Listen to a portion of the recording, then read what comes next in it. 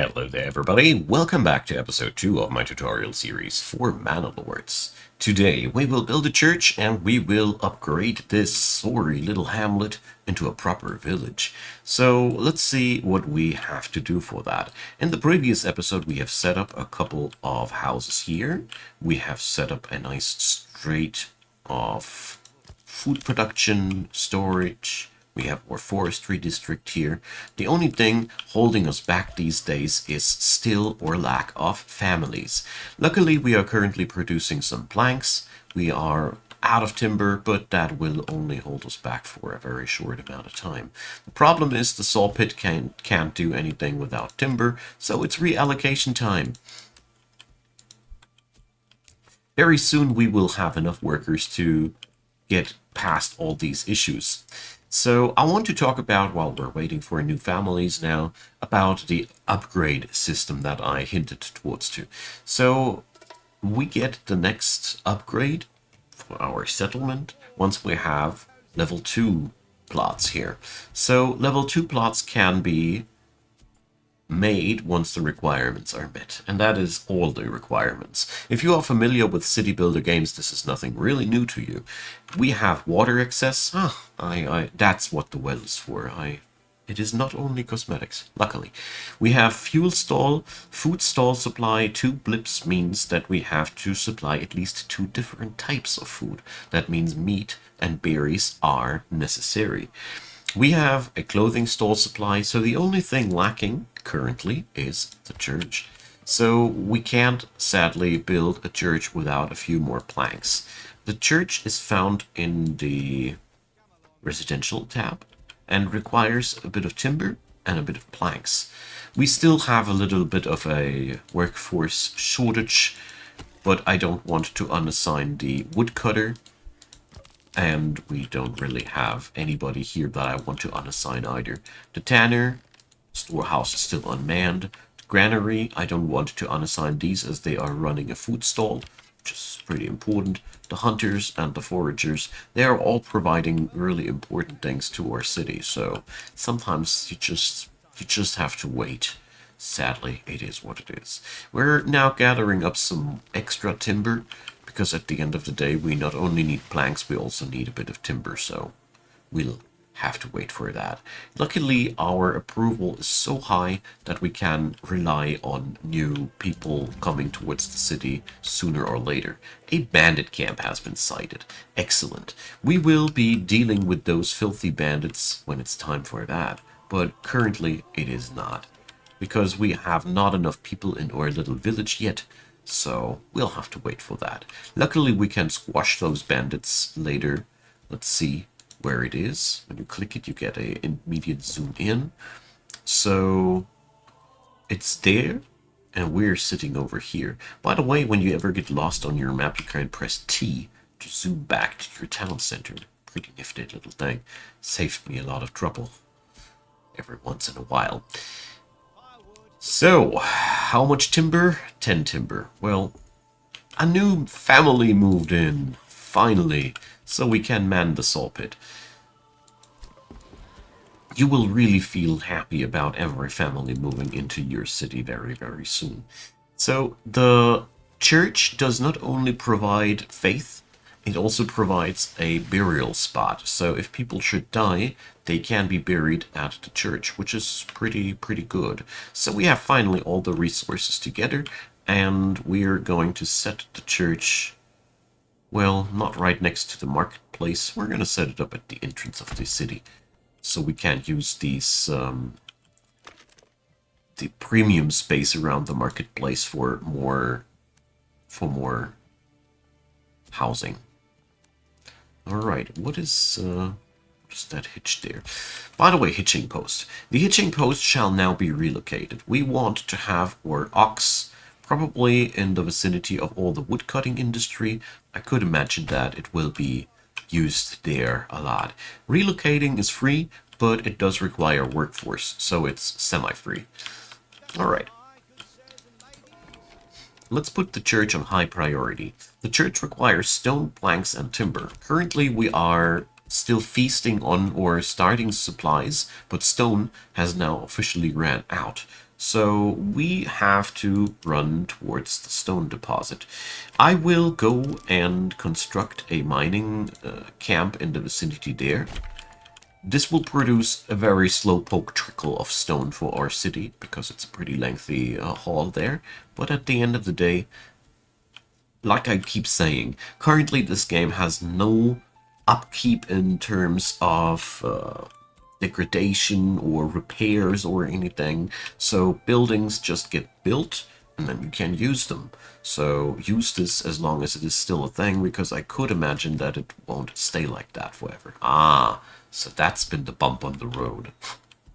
Jeez. So there's a piece of timber still lying around here, and that's been blocking my road building. Since I don't have anybody employed in the warehouse, this will stay like that. If you want to have stuff moved around, you have to put somebody into the warehouse. By the way, I want to introduce another interesting thing here.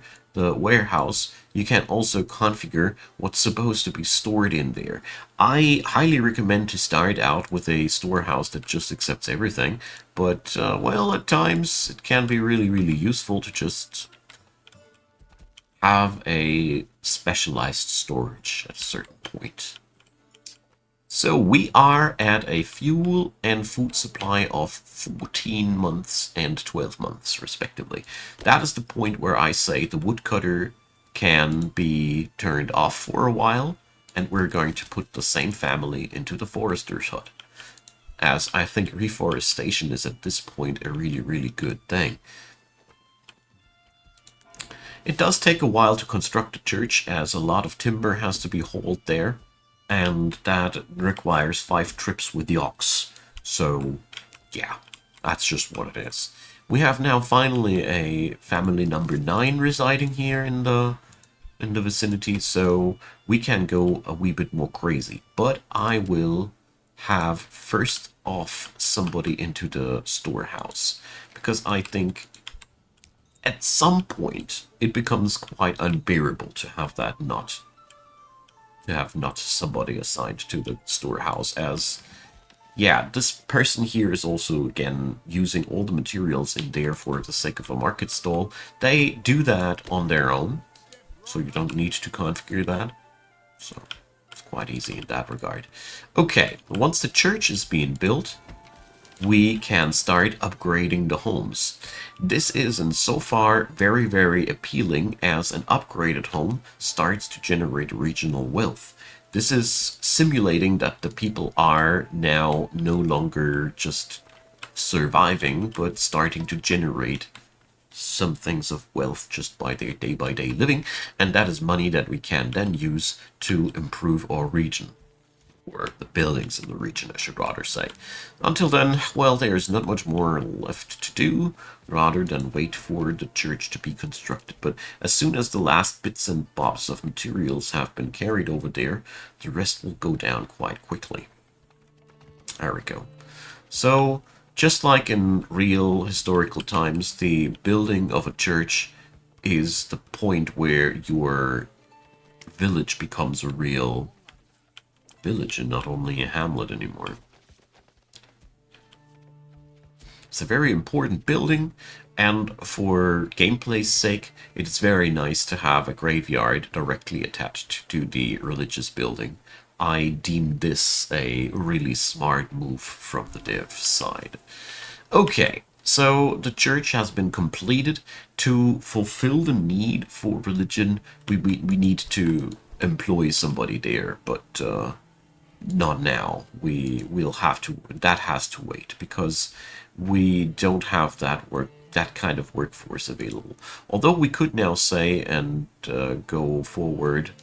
Well, let's make it like that. Sometimes you have to convince the road building a little bit by setting up several little points in between.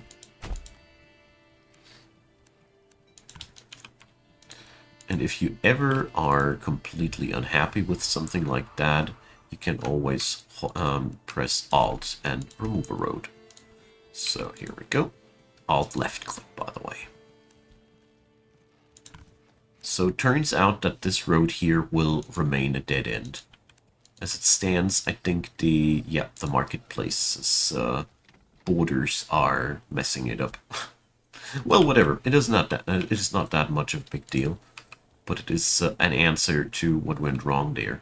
So we're drawing up ourselves a little bit of a road like that. And it is time to set up more homes. You always want to have more room for families, as they are pretty much the lifeblood of your city. I mean, duh. But what I'm trying to point out here is that it is easy to forget that for a moment, and then you really will be in the disadvantage. So here we have drawn too close to the well, so making this again only 3 compartments. So, well, actually, if we start drawing this a little bit wider, we might have a third.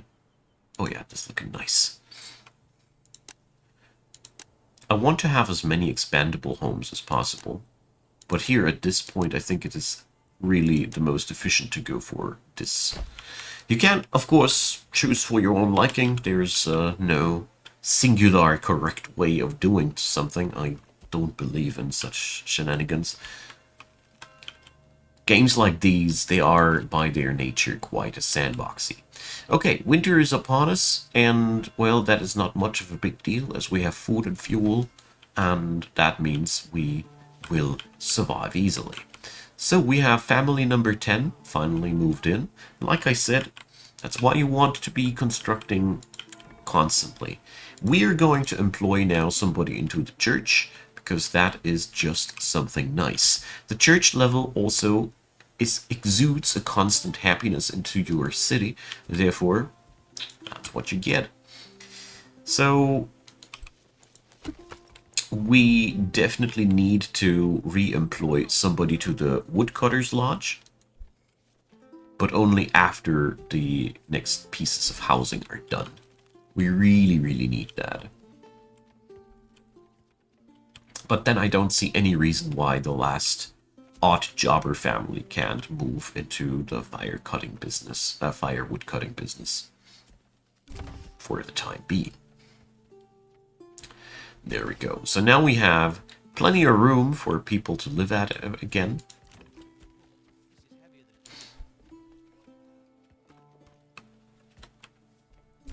There we go.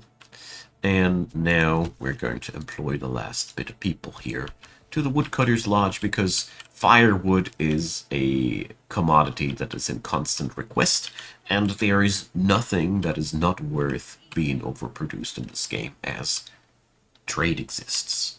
Okay, so getting our small village into the level of a medium village will now require level 2 plots. After you have taken care of all these things, you can upgrade them. It is very important, though, that you should check out first how your stalls are looking like. Is there a good and nice supply of everything?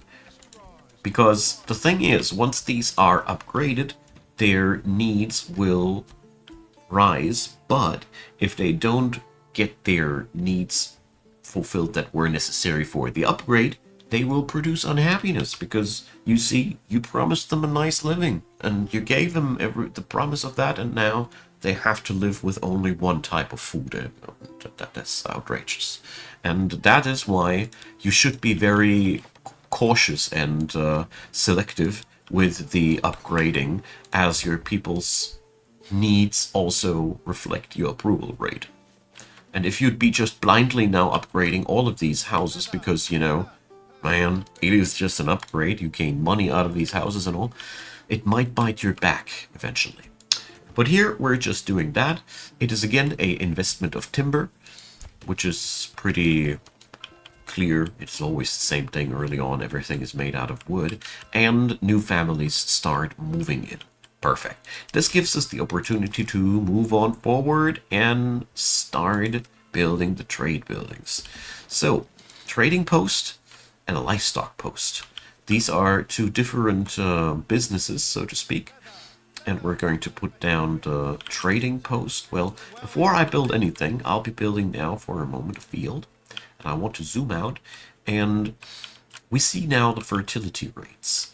There is different fertilities for different crops. This is also a pretty nasty little thing. But what we see here is that this area here is generally really good for agriculture. It pays off to just check out where you want to have your farming before you build accidentally your trading empire on top of it. We are building here now the trading post and the livestock trading post right away on top of that.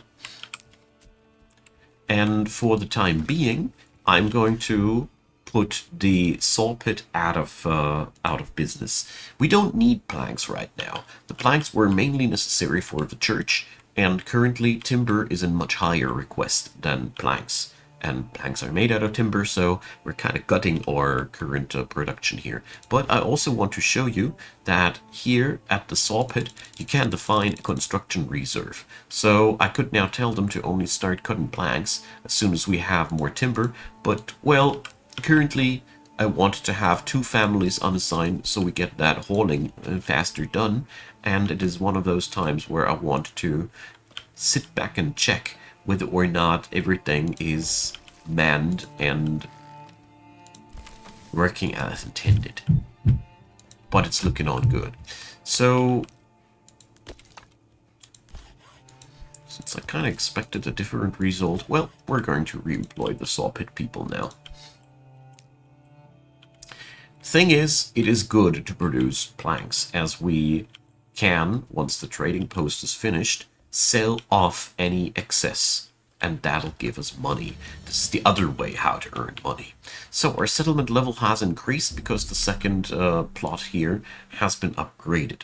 So level 3 upgrades can be made once we have a tavern and a church level 2 and 2 different types of clothing. So this is sort of our new next new mini quest that we have to fulfill. We also have now a new skill point.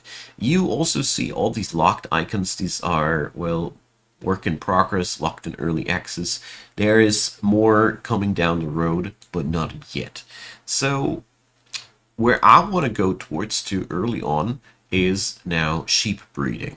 A good, like I said, a good one, trapping is, well, pretty solid if you struggle with food, that is.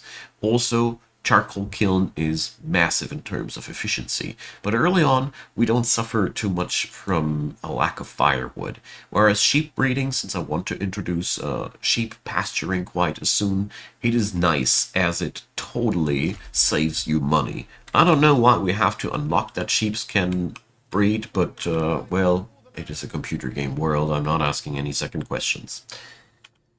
So we'll have to wait now until the trading post is done. But with that kind of approval rate, it is only a matter of time until we attract more people. So I want to talk about backyard extensions next. So backyard extensions can be only 1 per house, and they cost you local wealth or regional wealth. So the basic ones available to the tier 1s are veggie gardens, chicken coops, goat sheds, and once you have unlocked it, apple orchards. You need that development point for that. So here it is really cool as we have a steady income of food variability by just upgrading these. It is also important to note that, for example, the vegetable garden is growing more has more profit the larger the plot is. This is not true for all of these. As you see here, the goat shed and the chicken coop, they don't get any benefit from larger from larger plots. I don't see it on the apple orchard, but I would have assumed that the size also does count. I don't know at this end. Would need some wisdom from the comment section. Either way, if your plot is level 2 or higher though, you can also modify them into workshops. So instead of having to build an entirely new workshop, you can assign the family permanently to produce some funky stuff. So we can produce tools and weaponry, we can produce clothing, and all manner of different things. It all comes with the downside, though, that you will not be able to use that family for any other business anymore. They are then bound to that profession, and you basically transform one of your housing plots into a production site with the workers of that production site living on site already, and you can't do anything about that anymore. That boils down to the sentiment that you should only use these backyard extensions if you feel like you have a constant income of the materials necessary to produce these items. But just meant to went for that. So, connect the building to the King's Road. So currently we are not connected to... It's the very first time that I got an issue like that. So, yeah, here. As you see there, that is what happens if you don't connect your buildings to the road. It's a tiny blip that has been missing. But, well, the King's Road is... I hope that's now fulfilling the thing. Yeah. The King's Road is the one that is leading out of town. The one that is leading to these blue icons. This is where the traders will come along. And basically, if we meant to power play, the ideal position for the trading post would have been here. Probably, if the trader comes from that direction. Since we don't know that, the middle ground here is quite nice, I'd say. Okay. So, we are going to build yet another plot here, as we need for the next level at least 10 plots. We should always aim to fulfilling these needs, as this is really, really important. And we are going to go... Oh, whoopsie, here I meant to have them facing that way. Here you see.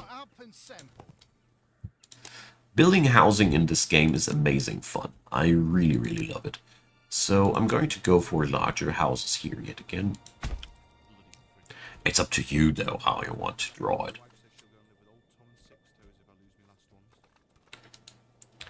Alright.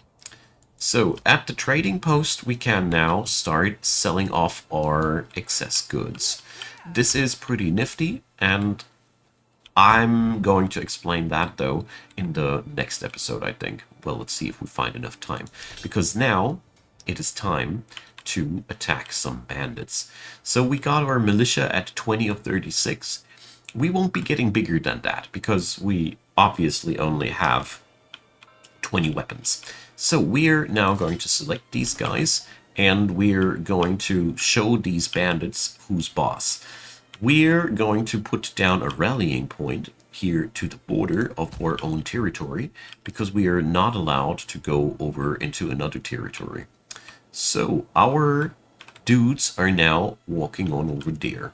You can click this, and I want to slow down. So here we can change the formation's behavior. So currently, though, not really needed, as we're only going to go against a ragtag bunch of bandits. So missile alert is good if you're under fire, and we can go for defenses. So people that hold the line frontally can give time for the backline to fire, whatever. And all these trigger exhaustion, and this is the only one that doesn't cost you anything, if I understood it correctly, except for that one. This is... I think all of these are costing. I haven't tried that out. Anyways, this balanced is easily the only thing you require. You can disband the unit in your own home territory that sends the people back home, and we can tell them to run at the cost of fatigue. When you check it out here, you have that fatigue meter, and we are going to deactivate running for now, or is that activating running? I think it is activated right now, because we don't want to rack up unnecessary amounts of fatigue. And here you see, our effectiveness is increasing because we're just taking it slower. And now we're moving our way towards the bandit camp. And you can see that there are various different effects influencing your company here. Climbing, cohesion, and fatigue. And now we get the enemy. So you right-click these, and the rest is bloody combat. Since we have a numbers advantage, it is very easy to win this one. I'll just fast forward. And you see there, you're losing a few. That is unpleasant, but it is what it is. But afterwards, we're selecting our dudes and send them to the bandit camp.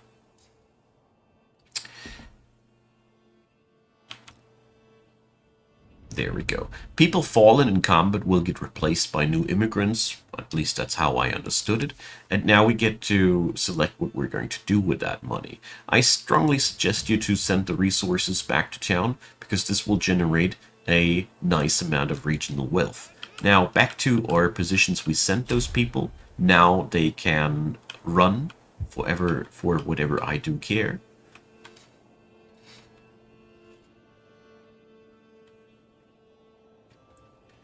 And now in the home turf, currently we need to select them another time to disband them. And that is the basics of combat. I think that does a decent job of explaining these. Alright, so the people will now get back home to their businesses, and we have a lot of families waiting for their next assignments. So I will be going into the next episode with trade and animal pasturing. And I'll see what happens in between. We will now set up our village and make it stronger. We will import weapons. That's also on my to-do list, so stay tuned. Can't wait for the next one. Drop me your comments down below, leave a like, leave a subscribe, and check out the description box. There is the playlist link to the entire tutorial series for this one. And yeah, check out the box if you'd be so kind. There is my Discord. Check it out and say hi. There's my Twitch, where I stream regularly, and if you feel like spending a dime on my work, that would make me a very, very happy man. There is Patreon, PayPal, Buy Me a Coffee, and also channel membership by YouTube. Check them out. I'd be very happy if you did. A big thanks to all the supporters of Icon Gaming, and a big thanks to you watching this video up until the very end. I hope you'll come back for the next one, and until then, have a pleasant day. Bye bye.